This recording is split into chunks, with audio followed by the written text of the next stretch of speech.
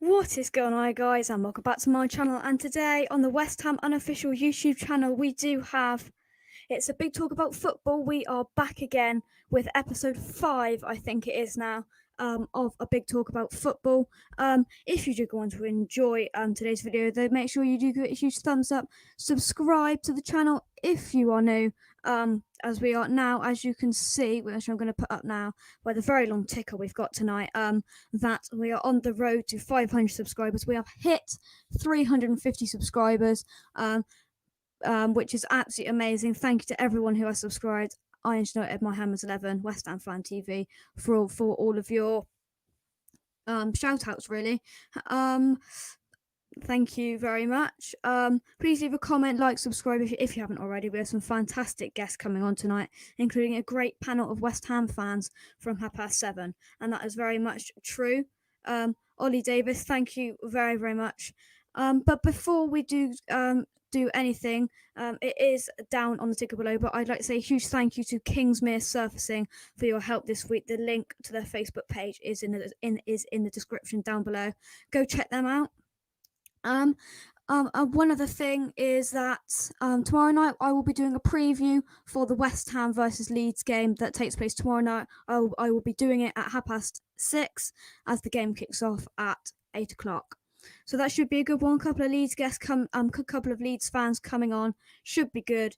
And you've probably noticed that on my eye here, I do have a black eye. Don't worry, the Spurs fan did come off worse than me. Don't worry about that. Only joking.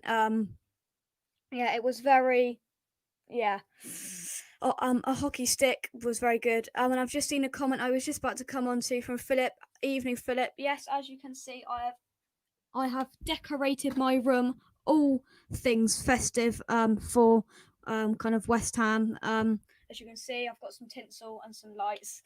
I thought, I was bored today as I was off school. I thought, hey ho, let's just do that. And of course, my West Ham poster is still in the background. So that's everything, and we are now going to bring on our first guest. It's that time. Colin and Oscar, how are you? Hi, Jake. Yeah, we're very well, thanks. How are you? Yeah, I'm good, thanks. So Southampton fans, Southampton won against Brighton at the weekend. What's your kind of feeling after that game? Well, I think we didn't really play that well, to be honest. I think we got away with one a little. I think we were the better team in the second half, and we definitely got a lucky penalty, really. Although if I got my biased Saints head on, I'd say, oh yeah, it was definitely a penalty. But in reality, I think we got away with one.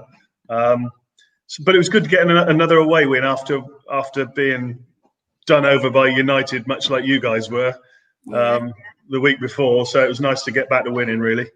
Yeah, good because we've lost so many points from winning positions. Good to it was good, nice comeback win as well. Yeah, we've both in the last couple of weeks lost to Man United in unfortunate fashion, but we all know that, don't we? Next weekend you've got Sheffield United. Are you confident going into that? Yeah, fairly confident because obviously Sheffield United, I think, bottom of the table. I don't think they've won one yet. We're looking good. They're not, so you should really win, but you never know. Yeah, everything would suggest we ought to be able to win that one, league positions. But knowing Saints, that's exactly the kind of game we'll go and lose. So never overconfident as a Saints fan. I'm sure you know what that feels like as West Ham fans. Yeah, definitely. Yeah. That always comes in with the inconsistency and all of that. The Saints, they've had a good start to the season, haven't they? I think you're 5th in the table. Last time we spoke, you were 1st. So a great start to the season for you guys. Yeah, unbelievable, to be honest. If you'd have offered us 5th position in mid-December, I wouldn't have believed it was possible, and second, I'd have snapped your hand off, obviously. I don't know. It's job to know whether we can keep it up. I think realistically, anywhere in the top 10 would be a good finish. But I hope that next time, if we've dropped 5 places since we came on last time, Jake, hope that doesn't mean next time we come on we'll be another 5 places lower again. But it could be. Who knows? I don't know. It's too early to say, isn't it? Yeah, looking good, but just gotta keep it up because Saints never. You can't predict results really. Yeah, that's just like a bit like us, kind of the same kind of club. There's always going to be kind of those kind of games that you think you're going to win, you go in and you lose, don't you? But, yeah, exactly. Yeah. And sometimes it works the other way around. The teams where you go in against, you think, oh, we're really not going to do very well here. You end up surprising yourselves. So I actually think that the likes of Saints and West Ham I think there's a group. There's Saints, West Ham, the likes of Wolves, Everton, possibly Leicester if they don't keep up high level of achievement. Those are kind of teams that are all vying for that, anything from sort of 6th to 10th, 11th, I think. Yeah. In reality, them kind of positions of where we all want to be, really, and not down there in a relegation fight like we've been in the last couple of years. We've got someone else coming on now. Unfortunately, we have a Spurs fan. Jamie, how are you? Yes. Hello, Jake. How are you, mate? All right. I was going to get my Spurs top on, but it's going to have to do with a mug. How are you? Oh, we've all got our mugs, and I do have to say I've got my West Ham pint glass here as well, so we're all going out tonight. Lovely. Cheers. Oh, you've outdone us with a pint glass. Yeah, good on you, Jake. How is everyone all right?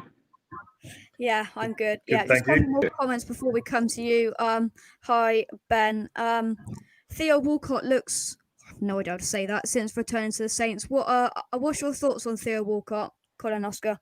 Oh, really pleased actually, because I think he's shown a really good attitude of coming back. He's really keen to play. He's putting a massive amount of work on the pitch when he's played, both tackling back and getting up the pitch. I think we all recognise he probably never turned out to be the player that we thought he might have been when he was 18. He probably hasn't achieved the heights that were predicted for him. But I'm really pleased the way he's done when he's come back to Saints. He definitely adds something to us, and I think it's a good fit for him, really. I think he won't get regular football at one of the much bigger teams, so he might as well be at a team like Saints where he can contribute. And he's probably good in the dressing room, I think. He probably supports the younger players well, and all good, really. Yeah. Jamie, coming to you, Spurs beat Arsenal in the North London derby at the weekend. I thought Arsenal were awful. Arsenal were awful, but it's still positive for Spurs, though. What's your thoughts?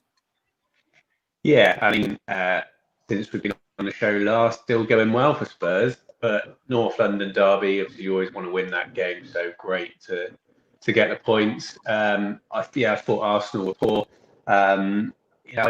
We're winning, we're getting the points. That's the main thing. We've taken 7 points from, I was going to say big teams. I don't know if we can call Arsenal a big team anymore. But great to get the result. Did the job. A couple of great goals, and we carry on. So great result. But I think Arsenal obviously in transition at the moment, and it's nice for once that I say once is getting every year now that we're at the top end of the table, and seeing the Gooners suffer a bit down there. Yeah. Well, they have been really shocking in the last couple of weeks. We have got an Arsenal fan coming on in about 5 minutes' time, so that'll be interesting. But for me, looking at the last couple of games you've played, Kane and Son are the 2 players that are the rock, and they're the players who are getting you the points, in my opinion. Do you agree? Are they the most important players for you, for Spurs, do you think, this season? I think right. I mean, they're in great form, aren't they? And obviously in the past few years, we've seen Kane scoring more of the goals. He's dropping off a bit deeper. He's setting up quite a few, and you can see how well they're playing with each other, which is brilliant. Again, see that at the weekends, goal and assist. So and a lot of the shows recently we're talking about, we've kind of Kane, but is Son world class as well? And I think they were saying on the game, he could walk into probably any team, the work rate he gives you, and those 2 at the moment are phenomenal. But I don't know. I mean, when I was growing up, I remember someone saying to me, one off the line is as good as one in the net. So they are absolutely crucial for us. But then I think we've kept 5 people sheets this year, which is joint top. And any good side that's doing well needs a spine. So Lloris is back in form. I wasn't sure about Eric Dyer at half, but he's doing really well. I think Højbjerg, however we say it, joining. Obviously, I was a little bit when we signed him. I thought doesn't sound like the sign we should be looking to make. But he's been phenomenal. He's been absolutely brilliant. So, obviously at the top end, those that are scoring the goals and setting up the goals are always going to get the limelight. But I think throughout the team, and definitely throughout that spine, we've had some great performances, and we're keeping clean sheets, scoring lots of goals. Again, I think we're right at the top, second or third most goals. You're going to do well when you've got that going on. So they're in top form, but I think throughout the team we're doing well at the moment. It's a good time to be a Spurs fan. Yeah, there's nothing. As much as it pains me to hear that, but we've got a comment for Colin and Oscar here. Jake, ask them what do they think they have done with all the money they got from the sold players from Liverpool. They haven't spent much on players since. That is Ollie, who's a Liverpool fan. Yeah, you've sold a hell of a lot of good players off, really, haven't you? And you haven't really kind of invested again, though, have you? We wasted a lot of money under Pellegrino and Hughes and Puel on some fairly mediocre players, half of which I can't even remember their names now. Elianusi and Carrillo, and players who are non-entities, really. Never heard of. 15 million players. Well, it was money wasted, to be honest. So yeah, but I think now we've got a better setup down there. We've got a better board and a better manager, obviously. So, but yeah, no doubt we wasted a lot of that Liverpool money, that Van Dijk money, absolutely certain. Yeah, I think quite a bit of it was spent on youth and a lot of wages as well for players for new contracts. Like That's I think true. the person who's on the highest wages is Fraser Forster, who's On the bench. second or third choice goalkeeper. So yeah, really doesn't make sense, some of these wages, though, don't they? Jamie, coming back to you. Me being a West Ham fan, it's really hard to say this, but Spurs, they're running for the title this year, don't you think? We're obviously in the race, and it's great to see, points on the board. Again, like the same, we just want points on the board at this stage of the season. It's a busy schedule for a lot of clubs, but we've been Thursday, Sunday, and coming into a big period at Christmas. Are we going to win the league? I'm not sure. I still think maybe one or two injuries. We've got a much better squad this year, definitely, and I think the debate at the moment is, are we playing the attractive football maybe that we played in the past? Probably not, but we're getting results. So if you ask any fan, win the league or play some of that flow in attractive football, it's going to be winning. Spurs fans are desperate to win something big. So I think we're in the race. I definitely think we'll be top four. We're going to have to get through Christmas, I think. We're taking some great points and beating some of the bigger teams which we've struggled with in the past. If we can be still up there, after Christmas into mid-January, then I think, we might get a bit more excited. But I definitely think we'll be top four. I'm not sure yet if we'll win the league. Something's happening. It's great to see some of the spirit and, love it. Can I ask a question? Would you consider, Jamie, winning the FA Cup a successful season and finishing, in the Champions League places? Would you say that's a successful season for Spurs, or are you hoping for more?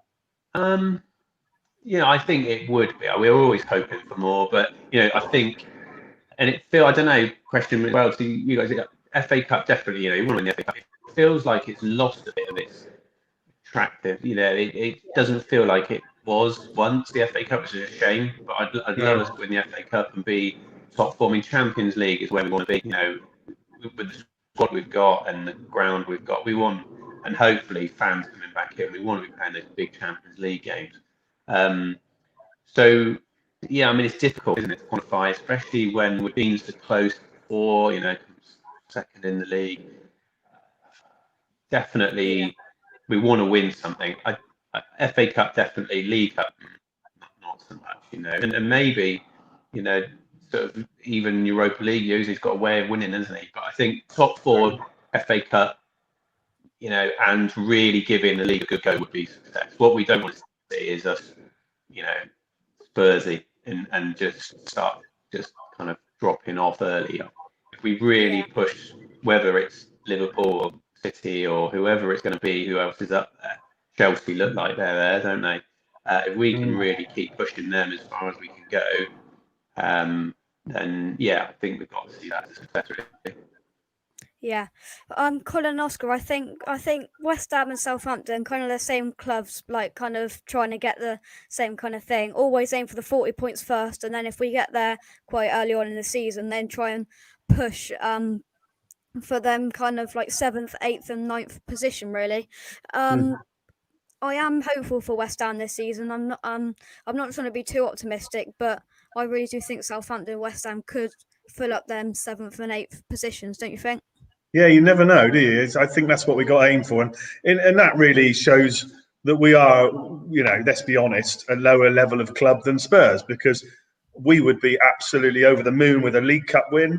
We would be unbelievably over the moon with an FA Cup win, and getting into Europa League would be an amazing achievement.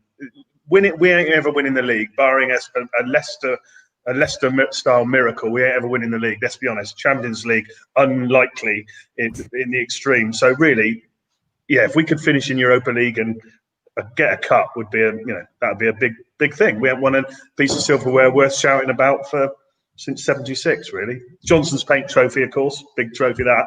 But so who do you guys think is going to win the league? Who have you got winning it? I still think Liverpool probably will, to be honest. I don't know. I don't think City will. And it's just looking at Liverpool's injury problems. Yeah. And the list: Van Dijk's out for most of the season. Gomez is out for a long time. So I think Spurs and Liverpool probably, Chelsea. and maybe Chelsea if they can. They're not very consistent. If Chelsea can get in a good run of form, then maybe Chelsea. But I think Spurs, Liverpool, and possibly City top 2. I think what Spurs have got over Chelsea is Spurs have got 2 guys who regularly bang goals in. Chelsea seem to have guys who go on streaks. Yeah. Have they really got a 25 goal a season, 20 goal a season, 25 goal a season man? No, I don't think they have. Yeah. Jamie and Colin, Oscar, thank you for joining me tonight. You've got the link to come back on if you want, but thanks for coming on tonight.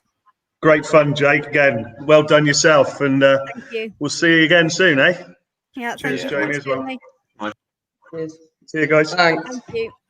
We've got a big rush of people coming in now. We've got Warren, who is a Liverpool fan. We've got who is a Arsenal fan, and Matt Howe, who is a Tottenham fan. So we've got lots of different variety. Evening, everyone. Hi, Jake. Hello. Warren, starting with you. I'd like to start with the Champions League. Liverpool are sitting top of their Champions League group. How far do you think Liverpool can go this season, do you reckon? Yeah. We had a few sticky games in the Champions League. Last night was a kind of summed up the entire campaign, really. But yeah, it's difficult just with the injuries we've got. We had a fairly routine group. We should have finished top of that group, and we got over the line top of the group. So it was what was expected. So that's fine. I think it's just if you get a big team like a Bayern Munich again in one of the next rounds, I think without the likes of, if Alisson still has injury problems, Van Dijk's still going to be out. It's big problems for us really in those big games. So Fabinho and Matip have they've coped, and that's how I feel like we're playing at the moment. We're sort of coping through games. Wolves didn't put up much of a fight at the weekend, and again we got through that without much hassle. But I think we've seen in a couple of games where teams have come at us, they've caused us quite a few problems. So it's going to be very open. It's really hard to predict Champions League or Premier League this year, just because so many teams have got injury problems and fixture congestion. It's really difficult to predict. Yeah. My next question was about your convincing 4-0 win last week. Decent. Yeah. what was your thoughts? It was a good performance, but again, even still, there was chances in that game where if Wolves had taken their chances, it would have been a totally different game. We're not, last season for a lot of the season we dominated teams and we dominated games, and teams came out of games not even having a sniff. Everyone's getting a sniff against us this season, which is. And that's just the difference where you lose that spine of Alisson and Van Dijk. It's so crucial to us. It's the same for any team. City suffered it with Laporte last season when they lost him. It was a big impact on their season. And, we are going through that again at the moment. Like I say, we're just trying to cope through games. Luckily, we've got the boys up top, which generally, if they get a chance, they take them. They're pretty clinical most games. And that's the difference for us compared to most of the other teams in the league, I think. Yeah. Gary, coming to you, Arsenal, a very disappointing loss against Spurs at the weekend. What's your thoughts on the North London derby at the weekend? I don't know where to start, really. When you go into a game like that, when your top striker isn't scoring, I think it's always going to be difficult. Even the amount of possession we had, really should have won the game with the possession we had in the second half. I don't think Tottenham even had a shot on goal at all in the second half. They were in there. We played in their half, the whole of the second half, and it was just very disappointing. Yeah, it must be really disappointing. As you said, Aubameyang not doing his job. But you play Burnley next weekend. Are you positive going into it? Because it is a relegation 6-pointer, really, isn't it? No, I wouldn't put it. It's still early, and I don't think anyone would put Arsenal as a fighting for relegation just because that's where they are at the moment. I still think we'll finish 6th, 7th, maybe. Yeah. Matt, coming to you. Fulham play Liverpool at the weekend. I'm going to get your two thoughts on that now. Matt, what's your prediction for Fulham versus Liverpool at the weekend?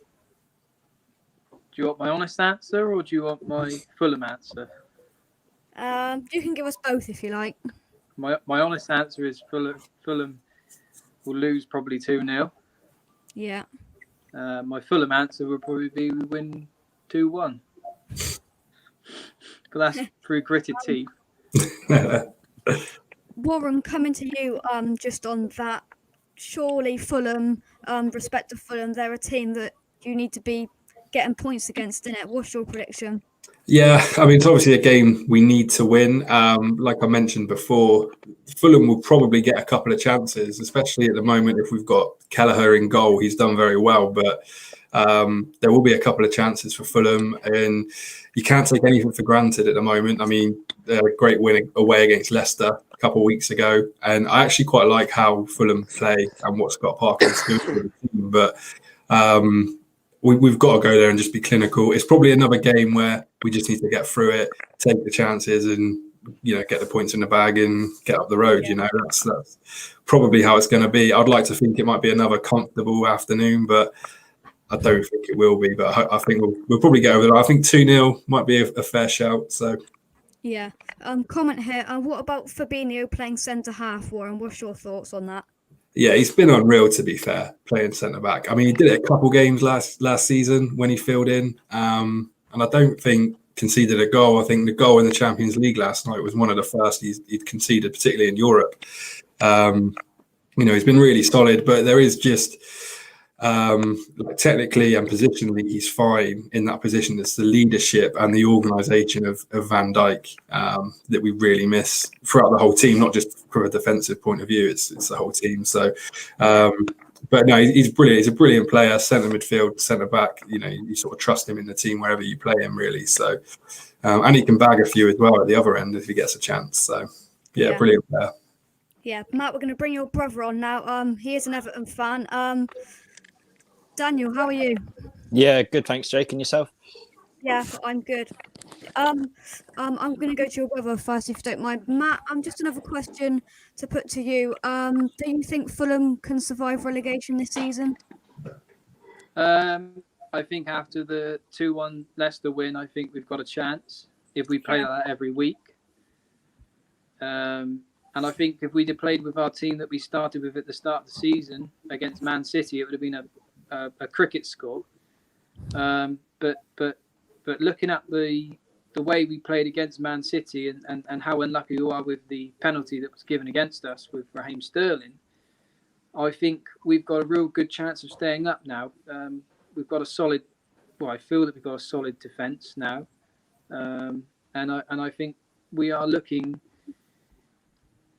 We're looking in a better position than we were at the start of the season. That's for sure. Yeah. Daniel, coming to you. Everton are having a good start to the season, kind of dropping off at the moment. What's your kind of thoughts? Because we spoke last time you drew with Burnley last weekend. Is that a frustrating result for you? Yeah, definitely a frustrating one. After losing to Leeds the week before, you were hoping they'd come out sort of quickly and sort of a bit more sharp. And obviously Robbie Brady got the goal early on. Good strike, but the defence has got to be closing that down. We got the goal back, but I mean we should really be going to Burnley. You should be getting results there. But it won't be the first strange result of the season. It definitely won't be the last. So hopefully we can get sort of back on track at some stage. Yeah. Definitely. Chelsea's your next game. Are you confident going into it? What's your prediction? Never confident against Chelsea. Seems to be a team that can put a few goals past us normally. But yeah, hopefully they can sort of rally themselves again and hopefully get a result out of it. Yeah. Gary, before I let you go, it's been interesting because I don't know what the score is in the Arsenal game, but they were winning 3-1. 3-1. That's going to back up my point even more. Although the poor form in the Premier League, in the Europa League, you're not playing against the best of sides, but you're getting the points. Why can't you think Arsenal are getting the results in Europa League but can't bring it back to the Premier League? Purely from what you just said, I think they haven't been in the toughest of groups. I mean, on paper, all those teams that they're playing in that group, they should beat handsomely. It's weird this season because because of that, basically. Yeah. Gary and Warren, thank you very much for coming on tonight. You've got the link if you'd like to pop back on, but thank you for coming on tonight. It's no worries. Thanks for having me again, Jake. Cheers. Thank you. Thanks. Bye. Thank you. Now we've got two brothers back on now, haven't we? So Dan, Matt, you're a Fulham fan. Do you the hard games continue? As you said, you played against City last week and then Liverpool this week. There's hopefully some positive games for you coming up, but it's been a tough couple of weeks for you, definitely, hasn't it? It's been tough. We had Leicester and now obviously Man City and Liverpool. If we got 3 points out of that, I think we'd be happy. So I think every point now between obviously the Man City and Liverpool game is actually a bonus in our perspective. Yeah, definitely. Dan, coming to you.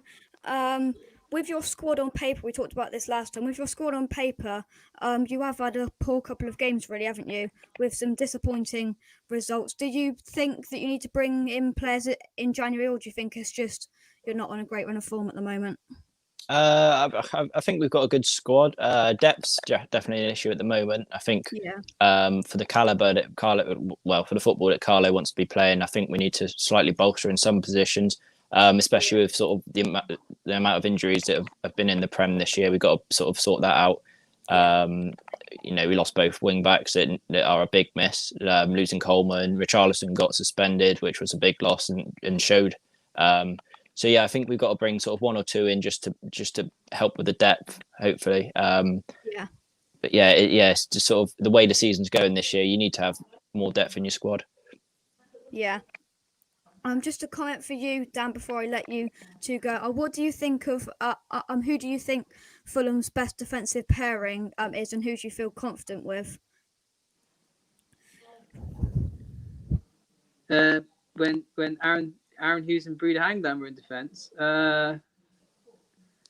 What are you on about now or in now? past? What's your kind of? Are you? So I think are you comfortable with your back line? I think we're confident now that we've got these signings in. I mean, the young lad from Man City, and the guy from Lyon. I think they are two that we are going to look towards the end of the season, and they're hopefully with Areola in goal as well. I think we've got a good chance. Yeah. I really do. I really do think we've got a great chance. Yeah, definitely. Dan, Matt, thank you so much for coming on tonight. Your brothers, I know. Thank you very much for coming on. Cheers, Jake. Thanks for having me. Jake. Thank you very much. Cheers. Thank you. And now we are going to start our West Ham rally now. We've got some YouTubers coming on now. I've got a couple of their pictures to bring up, I believe. So we've got Ben coming on. Oh no, my green screen don't work. Don't worry. But we've got Ben Glander coming on, who runs his own YouTube channel. It was his project to start in lockdown, and he's got over, I think, 1,500 subscribers now. And we've got Ben. Ben, how are you? How are you, mate? Yeah, I'm not too bad, thank you. Thanks for inviting me on. Yeah, it's my pleasure. And we've also got Adam Frankel, who's part of the American Hammers, all the way over in the US. How are you, Adam? I'm good, Jake, and I'm glad to hear that the Tottenham fan fared worse than you with that black eye. Oh, I know. Thanks for having me on. He did, yeah. He definitely come out the worst end of that. Ben, starting with you, back to the start, really. How did you become a good old West Ham fan? It was through my dad. It was just through my dad. Obviously, run through the blood. My dad was born 15 minutes or 10-minute walk from the Bowling. So it just used to be like a sort of a tradition every weekend. I used to go to my nan and granddad's, have cheese and ham sandwiches. She used to stuff me, literally full of food, going to the game. Yeah, used to leave hers about like 2:15 and then 10-minute walk down to the ground. And ever since then, I've just been West Ham, and I don't know anything else. So yeah, that's my story how I got into West Ham. Yeah, well, I think that's pretty much the same as me. Obviously, not based in London, but that's pretty much the same. Adam, how did you become a West Ham fan? So obviously, you're out in the States now. Very similar. I grew up, all my family from East London. Hey, Ben, good to see you. He watches some of the Hammer Shots quiz show that I do, which, you boys should come on. But yeah, I grew up in a West Ham family. Now, my dad isn't a football fan, but my granddad took me to my, early matches. And then when I was old enough, I went with my friends. So, obviously now I'm a lot further away being in Texas, but I still watch the games. Yeah. What's your favourite part of kind of running a YouTube channel kind of thousands of miles away from where the action's being taken place?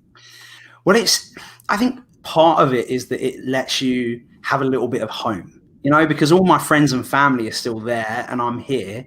So, and I can't take West Ham with me, but I can share West Ham with the people that are here. And I'm very lucky that we have like a big group of Dallas Hammers. So we gather together, we watch every game. And before lockdown, that's the craziest thing, Jake. In America, every Premier League game is on TV. So I get to watch the game, not even most fans that go to all the away games. I get to watch every game live, which helps, that helps me to still feel a part of it. And I think that's what doing the YouTube stuff is about as well, because, there's like yourself, a lot of very professional people out there, and there's a lot of people creating content. And like, I know you had my schoolmate Russ on the other day, who, because of his job, he gets he gets to get some really good guests. Why can't we have some of his guests? His good guests, including me and Ben, have been on there. And me. Ben, coming back to you, what's your favourite memory of being a West Ham fan? Oh well, I've got quite a few mixed sort of memories. I remember the FA Cup final. Obviously, not so much, the memory for losing it, but I remember when Ashton scored. I think it was the second goal. There was a guy behind me, West Ham fan. He was extremely drunk. I was only 11 years old at the time. I was next to my dad, and he basically, whilst he was celebrating, he slid, literally, he fell forwards on top of me, literally crushed me.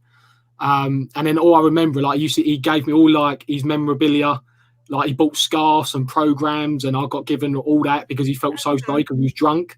But I don't, like, obviously the memories that I always go to, because obviously I'm 26 years of age, and I sort of got into West Ham when I was 7.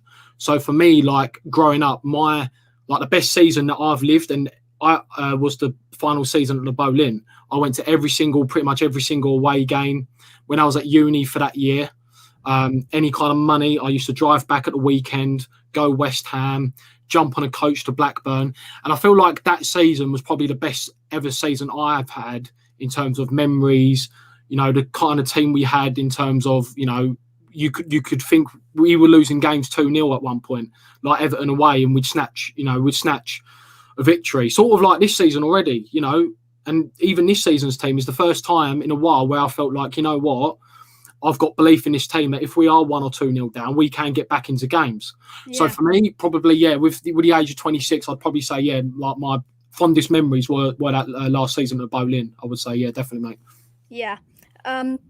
What's your because you started your YouTube channel in lockdown. It was a lockdown project, and you've kind of blown it all up. As I said, you've got over like 1,500 subscribers. What's your favourite part of putting videos up daily you have recently?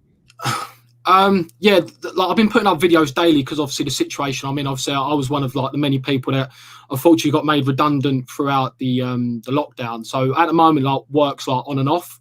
So like, anything that happens to come out of West Ham, if I'm at home, I can sort of jump on that sort of news story and talk about West Ham. Like, for example, Masuaku being injured today, I was at home and I was able to like talk about it myself. And I feel like the most fun thing about creating videos and, is at the end of the day, like, we're all creating content on videos is because it's a passion.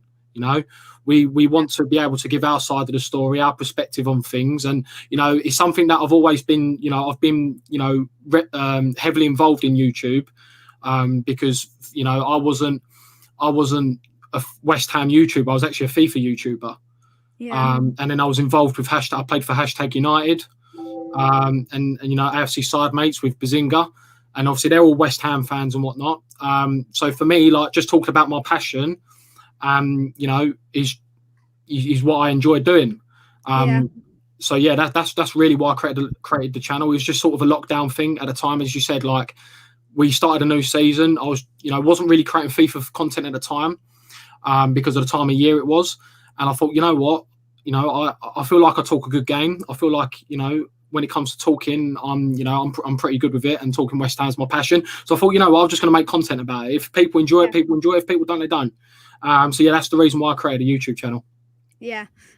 We're now going to turn our attention to this season, and we've got another guest, Tom, to come and talk about that now. Hello, chaps. Right, Jake. Yeah, mate. Yeah, how are you? Hey, Tom. But just before we go on to that, I'd like to just put this up. Thanks to Kingsmere Surfacing. The link is in the description.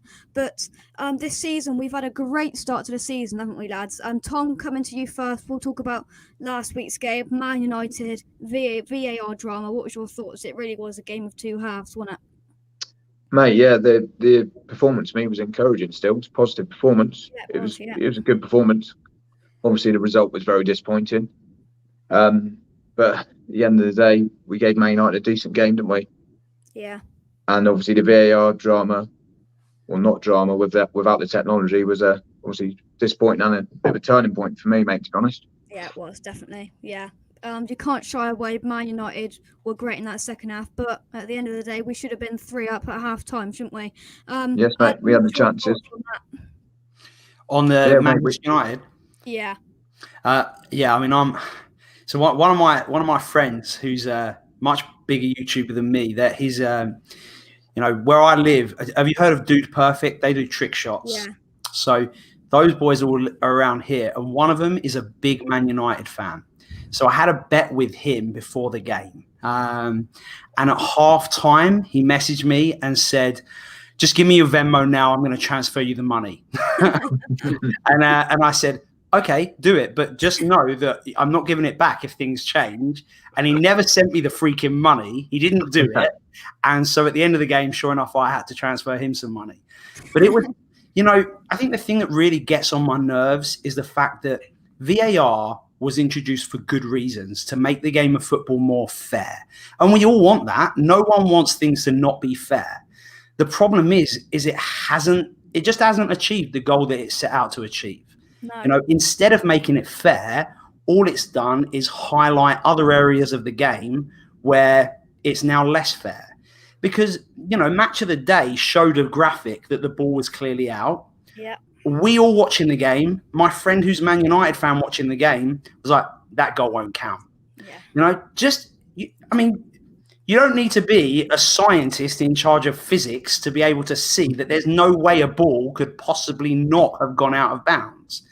But still we're left thinking that a decision like last season where it can brush against Declan Rice's arm in a build-up to a goal, that can be a goal disallowed, even though players get beaten and there's a lot more football in the meantime, yet the ball can go fully out of play and we can't check that, And so for me, I think that they need to do something very different with VAR or scrap it altogether.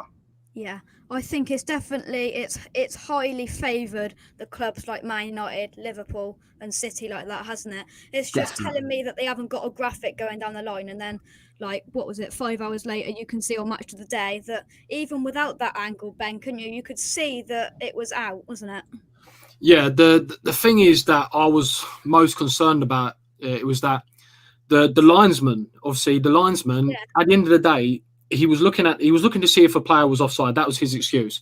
But if he had made a mistake at the time and Man United went and scored, VAR would have come to it, right, he was offside.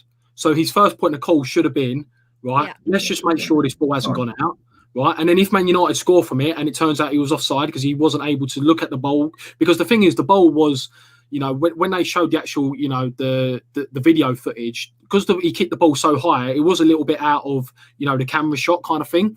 So if he did miss the offside, at least if it had gone in, they could have been right, he was offside or he was onside. So for me, he should have just been looking at whether the ball was out. And that was the biggest problem with it. And as you said, the VAR being favoured for big clubs, you've only got, Man United, you've only got to look at that Champions League game. How they decided that the Champions League game, Man United, about favouring it, VAR, how that was a penalty, I do not know. And then when they even looked at VAR to even think about, that Man United game, how they thought that was a penalty, I ain't got a clue.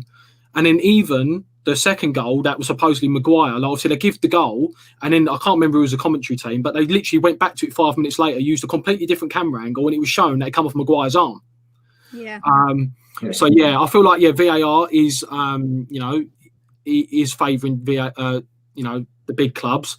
But for me, our biggest downfall was we should never have let Manchester United get in that position to be able to get back in the game. I've said on my videos before, the David Moyes' team, what we need to improve is our killer instinct and our composure in terms of final decision making. And it's not Man United. It's not the only time it's come and sort of bit us back on the arse. I remember Liverpool away where it was 1-1. And Fornals, all he's got to do is square the ball to Bowen. If we score that, we potentially take a point at least at Anfield. So at the moment, obviously, that's why you sign world-class players. They brought on Rashford, they bring on, Bruno Fernandes. And to be fair, both goals, especially, the first one and even the second one, they were fantastic individual goals. It was only really the third one where we sort of got caught in transition and they went and scored. So for me, we just need to improve our killer instinct, and I feel like for us to do that, I do feel like Ben Rama's got to start now. Ben Rama's got to start, because I do feel like the couple of times he's come on, especially against Fulham, I think about it and I go, where he's laid the ball back, he could have easily shot, and I think about would Fornals have done the same? And going based off previous experience where he shot instead of passed, you could probably say he would have shot instead, and we won't have picked up those 3 points. So. Yeah, we just need. I'm delighted. Like in my prediction video, I said 16th, 17th.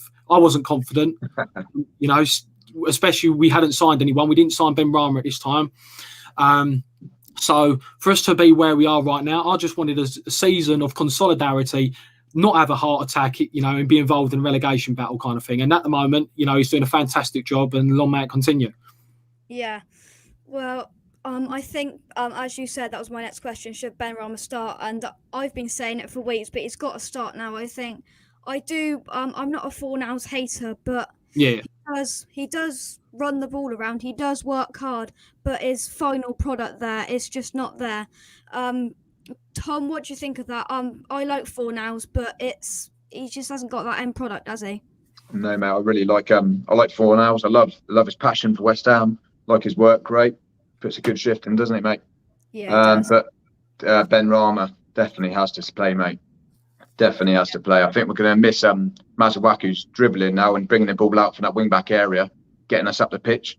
So obviously they're going to have to change something, and definitely Benrahma's got to play, mate. I know there's a lot of games to come in December, but why not put him in tomorrow night? He's done well getting to the Leeds previously for Brentford. He's got that dribbling ability as well, hasn't he? Yeah. So yeah. They got to fit him in the team, mate. I'm not sure where yet, depending on what formation we play, but he's got to play for me, mate. Yeah, I think Adam, coming to you, I think definitely. I don't think Moyes will change the formation. He's not that type of person, really. But he did change for Antonio a couple of weeks ago. But I think for me, Masuaku's now out, and I think for me, Ben Johnson's got to start. I think that he's got a slot in there, and then not drop Fornals, but I think he needs a rest to then put Benrahma in there. What do you think with the whole Masuaku situation? Who do you think should slot in there? Well, I mean, we've also got to remember that we're talking about David Moyes, a manager who loves to play players out of position, like it's his hobby. So, I mean, it wouldn't shock me if he decided to play Fredericks on the left-hand side. It really wouldn't, because, it's just the other side of the pitch. And, this same genius has decided that Fornals, central attacking player, should be on the wing, and that Cresswell can now be a centre-back, and Antonio is a striker. And so who knows what is going on upstairs with David Moyes? I don't think I actually wouldn't be shocked if that happened. Now, before I recorded this, I had a Leeds United podcast that had me on to talk about the game. And they are most worried about Jared Bowen, of everyone. They said that his record against them is, in their perspective, horrible. He always scores against them. So they're most nervous about Jared Bowen. But I think the same as you. I mean, I'd love to see Ben Johnson get a go.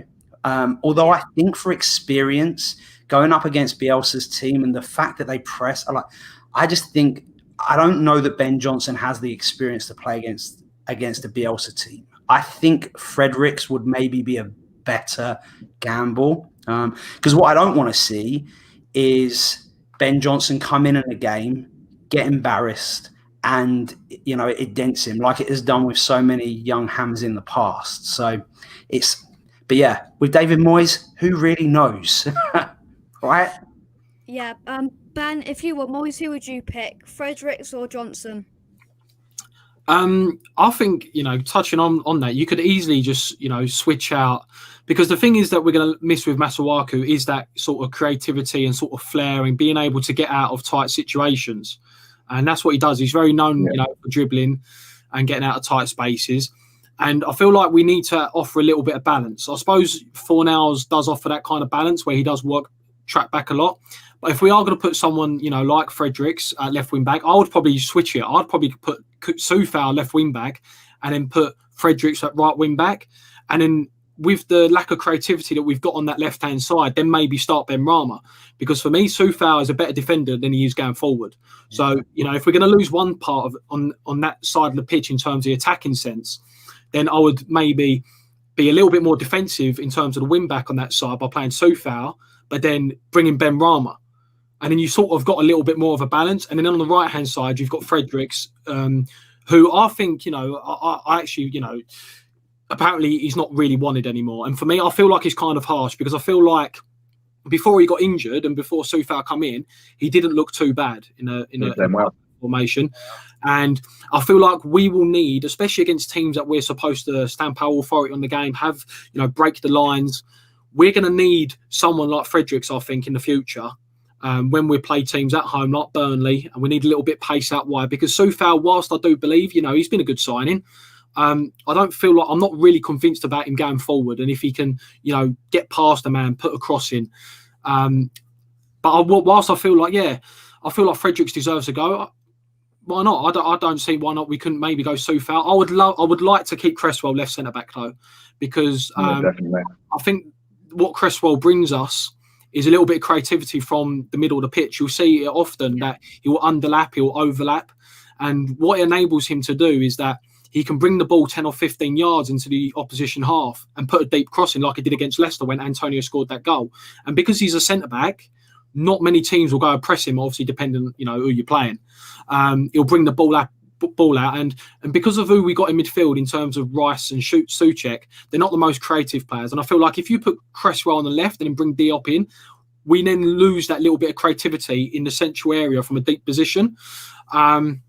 So yeah, you know what? It's going to be interesting to see what Moyes does. I feel, like I said, Ben Rama's got to start, especially now Masuaku's gone, especially on that left-hand flank. And it's no coincidence that a lot of our attacks and a lot of our creativity play comes from that left-hand side. So losing Masuaku for me is a big, big blow. He hasn't played that well last couple of weeks. I understand that, but I do feel like we will see in the next couple of weeks. We'll be like, we miss Masuaku a lot, because he has developed a good.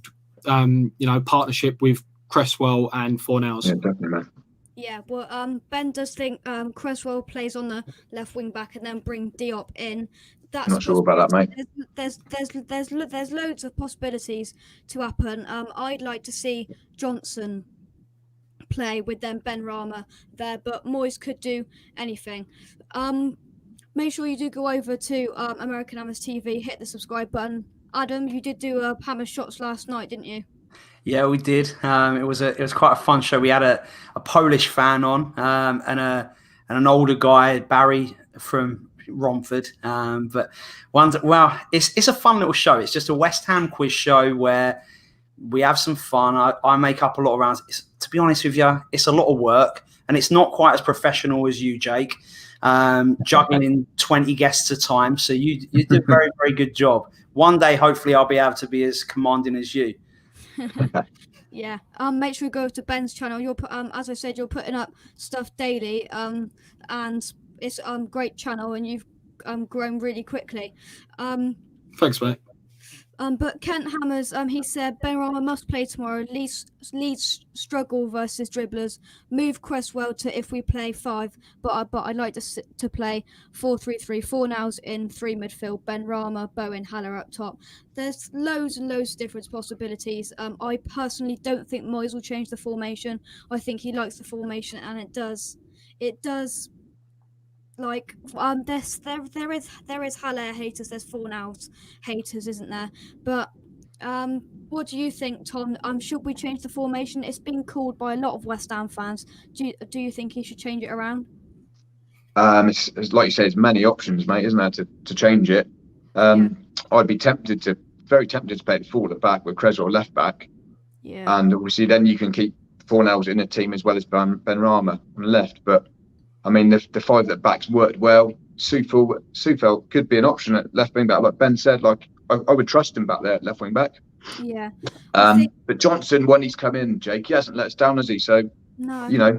He's worth a shot, really. I'm not sure about Fredericks if he's going to be fit. He's 50-50, isn't he? Yeah. But if Fredericks is fit, mate, it's another player I like, and I appreciate his pace going forward. So he's got a shout as well. Like you said, mate, there's many options. And I like you said, I'd be tempted to play Johnson. Yeah. There's Frederick haters out there as well who just say he runs and doesn't do anything. I've always kind of liked Fredericks with his pace. I think he has always got a hamstring going, hasn't he? But I think that there's many ways it could go tomorrow. But Adam, what's your prediction for the Leeds game tomorrow? Well, on the Leeds podcast, I controversially have said that I think Leeds will beat us 2-0. And I don't want to make that prediction. Don't get me wrong. I hope we don't lose to Leeds. But I don't know. There's, like we've all talked about today, no West Ham fan can confidently tell you how we're going to line up tomorrow. And the reality is we come off a defeat that we shouldn't have had. Moyes is hardly one of those buddy managers who's like geeing people up. And so my fear is that result last week is going to massively affect the confidence of the team. Because like we've all said, that game should have been over at half time and it wasn't. A decision went against us. And I'm sure like me, you were thinking, here we go again, same old West Ham. And so I'm just nervous that creeps into the team. And, you know, Leeds play so attacking that I worry that they're going to beat us. But I will tell you, the Leeds fans, they predicted a draw. They predicted 2-2. But I'm going to say, and I hope I'm wrong, 2-0 to Leeds. Sorry. I can't lie. I'm going into it very optimistic. They're a great side, Leeds. They are. They've shown that. I think Bamford. He's a great player, and I think Ogbonna's got to have him in his pocket. I think if Ogbonna can have Bamford in his pocket, I think it could be a complete. It could be a completely different game. Ben, what's your prediction for tomorrow's game? I kind of agree with Adam in the terms of it's hard to predict when we don't really know how we're going to line up. And, you know, there's a lot of injuries for both sides in terms of we got no Antonio, no Masuaku. They haven't got any centre-backs. And there's even rumours that maybe Calvin Phillips isn't going to play because he wasn't involved. He is. Sorry, I didn't mean to interrupt, but like Bielsa actually already announced his starting. Yeah.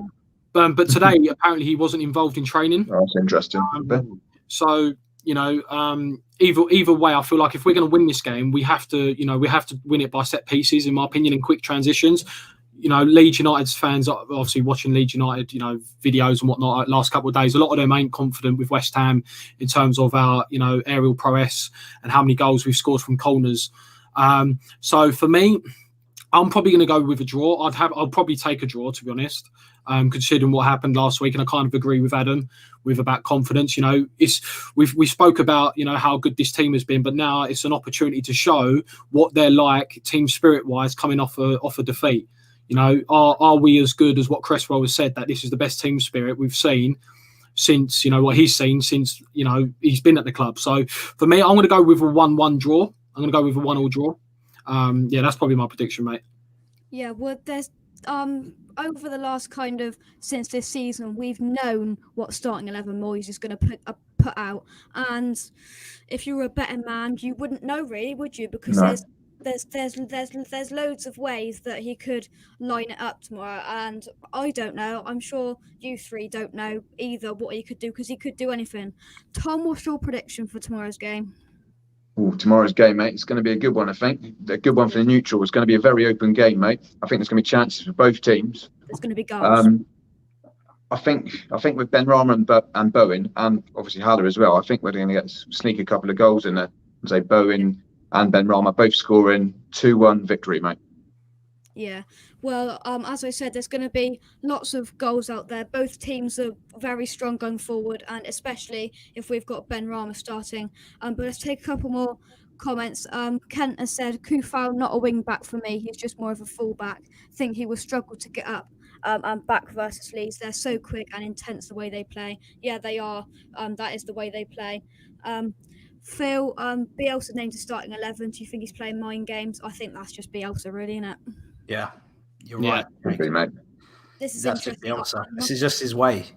Yeah, I hope Snodgrass gets a run up there. I do love Snodgrass. I put him in his in my Hammers 11. But where's he going to fit in there? Really, I think it's going to be tough. Moyes makes the same subs every game, doesn't he? But tends to. We don't know. When he does make subs, he wouldn't be too bad at left wing back. Snodgrass. He won't be too bad at left wing back, probably. With a good crossing, mate. Yeah, put balls in the box. Yeah, that's interesting. Yeah. Lee has said 2-1 West Ham. Let's go and give it to them. And yeah, it's been interesting talking to you tonight. Ben, thank you for coming on. Nice, mate. Go subscribe to Ben Glander. I know you've put a couple more. You've put some new banners on, and it looks great. I can't get your picture up because it's decided to not work on me, but thanks for coming on tonight. Nice, mate. Thank you for having me, mate. Thanks, Ben. Have a good evening. Yeah. Tom, Adam, it's great to have your insight on the West Ham at the moment. Thank you for coming on, you guys. Yeah, cheers, Jake. Thanks, mate. Pleasure. Yeah, nice talking, buddy. Cheers, mate. Thanks, Jake. Very professional. Keep up the good work. Well done, mate. Very good, mate. Well done. And that's it. If you have gone on to enjoy today's video, make sure you do give it a huge thumbs up. A couple more predictions before we go. Ben has gone 1-1. Jack has gone 2-1 leads. But I am feeling optimistic for tomorrow's game. So that is going to do it. Make sure, thanks to Kingsmere Surfacing for their help this week. Links in the description. Make sure you subscribe to the West Ham official YouTube channel as we're on the road to 500 subscribers by not by the end of the year. I'm so used to saying that, but we're trying to get there as soon as possible. I have been Jake Cox from West Ham Unofficial, and we've had some great guests on tonight. And thank you, Jack. It has been a good live stream with some great West Ham fans on the end. I have been Jake Cox. We've had some amazing and some overseas guests tonight, but I have been amazing. Come on, your irons.